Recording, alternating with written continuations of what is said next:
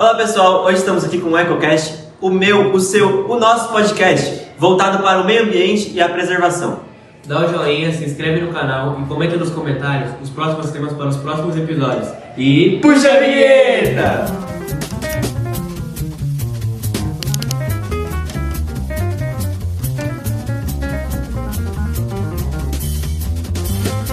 Eu sou o Henrique. E eu sou o João e estamos aqui hoje no nosso primeiro episódio do EcoCast, nosso podcast sobre o meio ambiente. Estamos aqui com o nosso diretor e biólogo, Thiago. Thiago, hoje nós faremos algumas perguntas para você sobre o meio ambiente e gostaríamos de respostas sinceras. Ok, vou tentar ser sincero. Thiago, você pode nos dizer o que são mudanças climáticas?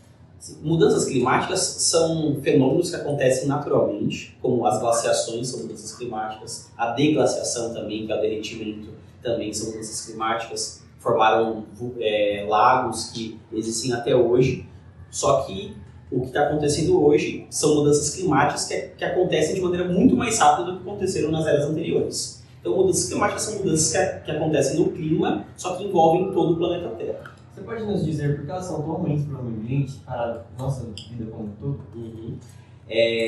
Qual é a questão, né? Como eu disse, mudança climática é um fenômeno comum dentro da natureza. A grande questão hoje da mudança climática que a gente sofre hoje é a velocidade com que ela está acontecendo.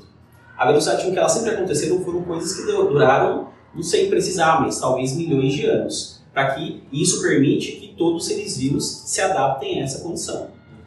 O problema hoje é que a velocidade com que ela acontece é tão rápida que não dá tempo de que a gente consiga se adaptar. Nós humanos provavelmente vamos conseguir nos adaptar, pensando nas pessoas que têm condição para isso, né? A pessoa que está mais marginalizada vai ter muito mais dificuldade. E se a gente olhar agora também para os animais, para os seres vivos de modo geral, na verdade, né? Planta, micro-organismos que não conseguem ter um tempo adequado para poder fazer a adaptação necessária. Esse é o grande problema para o planeta hoje.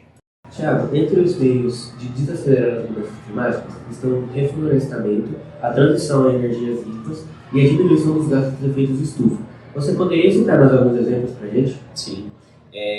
Eu acho que vocês falaram já os principais e acho que é importante a gente deixar um pouco mais detalhado o que é essa transição energética. Quando a gente pensa em transição energética, o principal é reduzir combustíveis fósseis. De fato, esse é o principal mesmo. Só que a gente precisa entender que algumas energias que são dadas como limpas, elas não são tão limpas assim. Mas, na verdade, não existe uma energia 100% limpa, né? Vou pegar um caso aqui, que é o caso do Brasil. A gente tem como principal matriz energética a usina hidrelétrica. Só que a usina hidrelétrica, na formação dela, ela libera gases de efeito estufa. Um deles é o gás carbônico e outro que é super importante, que é o metano. Então, a gente precisa entender ou melhorar a tecnologia do uso de hidrelétrica. Hoje o que a gente sabe que já não é tão bom, fazer represa. Quando você faz represa, você aumenta, você diminui a vazão no rio, aumenta o espaço, né, para você ter energia potencial, e aí você pode gerar energia cinética. Nesse alagamento, você tem a decomposição. Decomposição sem oxigênio forma metano, que é 14 vezes pior do que gás carbônico. Então, a gente precisa dar atenção nessa questão sobre transição energética, que não é só eliminar combustíveis fósseis. Outro ponto super importante também, mineração. A mineração, ela, no processo dela como um todo, de carregar os minerais, a produção, para poder tornar o mineral puro mesmo, você gasta uma quantidade de gás carbônico importante, e isso também precisa ser revisto e repensado de uma maneira um pouco mais estratégica. Outra coisa também, a maneira como a gente planta. Hoje a monocultura, ela é o principal meio da gente conseguir alimento. Eu não vou dizer que ela é ruim, porque a gente consegue muito alimento nesse formato, mas ela também libera muito gás carbônico na formação dela. Vamos pegar aqui um exemplo de uma lavoura de arroz, talvez. Precisa ser alagado, e aí nesse alagamento gera também gás carbônico, mas o formato do beneficiamento também vai gerar mais gás carbônico. Então a gente precisa pensar em modelos que consumam menos dióxido de carbono. Outra coisa também que a gente precisa repensar, a maneira como a gente se comporta em grandes cidades. A maneira como a gente se comporta, como por exemplo deslocamento, é necessário ter uma outra alternativa que não seja só se locomover por carro.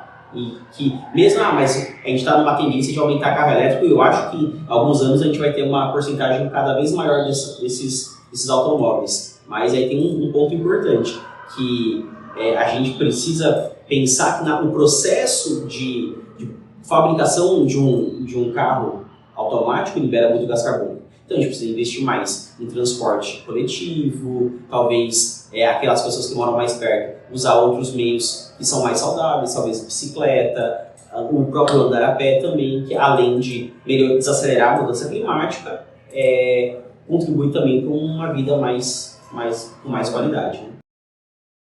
Nós sabemos que hoje a desinformação rola ao sul. Thiago, você poderia nos dizer o que é o aquecimento global e por que ele não é um fenômeno somente natural? Sim. Como eu disse antes, né, a mudança climática é um fenômeno que acontece naturalmente, mas existe um ponto super importante. Ao longo do tempo, todo o material que é a base de carbono, né, árvores, seres vivos, eles foram sendo soterrados e aí sim eles vão ficando guardados dentro da terra, que aconteceu no oceano, por exemplo, e aí com o processo geológico ele foi se transformando em petróleo. Então ele deveria estar guardado lá dentro. A gente descobriu que seria um caminho bom para poder gerar energia, né? E de fato, o carbono ele guarda a mesma energia, que é o que acontece, por exemplo, com a nossa gordura no corpo, né? Ele é leve e dá para a gente produzir energia para a gente. Só que a gente pegou esse carbono que estava guardado e jogou todo para a atmosfera. E isso num processo muito rápido. Isso talvez acontecesse em algum outro momento, mas o processo seria muito mais lento. Então, é por isso que ele não é um fenômeno natural. Porque a gente encontrou um meio de tirar ele de dentro da Terra e jogar tudo de uma vez para a atmosfera num momento muito rápido, numa velocidade muito grande. Então, por isso que ele não é um fenômeno natural, ele é um fenômeno antropogênico. Ele tem ali a mão do homem. Por isso que a gente está nessa situação. É aí que a gente vê, né, o impacto do ser humano na nossa vida. Sim. Você pode nos dizer, né, algumas dicas sobre como nós, jovens, nós podemos ajudar a beneficiar o nosso planeta dessa forma? Sim. Eu acho que uma coisa que vocês já estão fazendo, que é o processo da conscientização. Acho que isso, partindo de vocês, consegue conversar muito melhor com pessoas da mesma idade do que uma pessoa mais velha, né, para poder fazer isso. Então, acho que o caminho é esse, a gente colocar para o grande público essa discussão. Uma outra coisa também que acho que cabe aos jovens é pensar em posições importantes para se ocupar. Em algum momento, vocês vão ocupar um espaço importante dentro da sociedade, como tomador de decisão. Então, como tomador de decisão, tem que pensar menos no que dá lucro e mais na sustentabilidade. Sustentabilidade não está ligado só com questão de não cortar árvore ou reflorestar ou não. Pequenas decisões, por exemplo, qual é o tipo de material que eu vou usar dentro de um escritório, dentro de uma casa, dentro de uma escola, dentro de uma empresa. Porque às vezes essas pequenas reduções, talvez de você não usar copo descartável, por exemplo, você está diminuindo naturalmente o consumo de combustível fóssil. E isso é importante a sociedade entender, e aí é onde que vocês entram, que às vezes essa mudança ela não é só boa para o planeta, ela é boa também para as finanças. Né? Tem hoje uma nomenclatura que chama ESG, que é essa ideia de sustentabilidade. Né? Então, ocupar bem essas posições e saber o que está fazendo é importante. E eu acho também que vocês estão num momento de virada em termos de comportamento também. Acho que é fazer escolhas que sejam mais saudáveis, que sejam mais sustentáveis a longo prazo. Hoje a gente consome, tem um termo chamado pegada ecológica, que é o quanto a gente consome do planeta Terra. Hoje a gente está consumindo mais de 2 terras no modo como a gente se comporta. Então a gente está num momento de virada que a gente precisa reduzir isso e começar a consumir a quantidade que a gente tem aqui disponível, porque a gente não tem 2 terras para usar. A gente sabe que pequenas coisas elas têm um grande impacto e nós como sociedade a gente tem esse dever. É isso. Legal. E esse é o fim do nosso podcast. Muito obrigado a todos por trás das câmeras. Esse foi o nosso primeiro episódio, eu espero muito que tenham gostado. Esse foi o nosso trabalho de língua portuguesa da nossa professora Rita. Um beijo, Rita. Beijo, Rita! Beijo, Rita.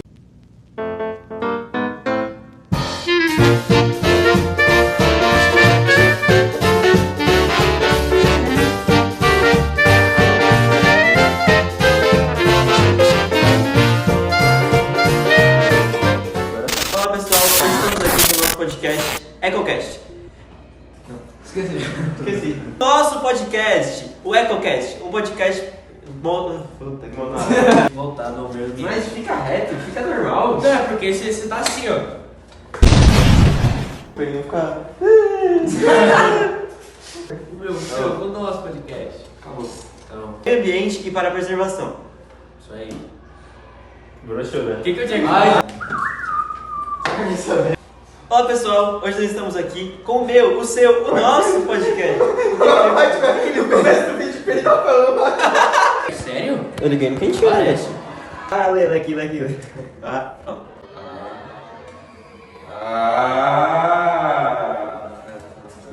Então calma aí, ó. É seu aí?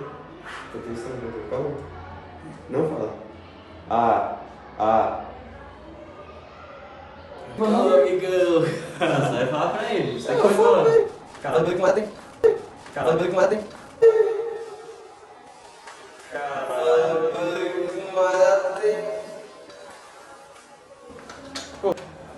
É que quando eu fui falar com ele, ele ia ser escolhido. Deixa eu ver isso aí. É seu? Você trouxe? Joga pra nós. Puxa a vinheta, vai ter nós jogando truco.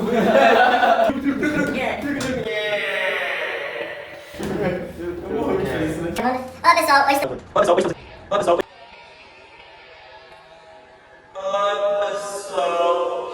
Olá pessoal, hoje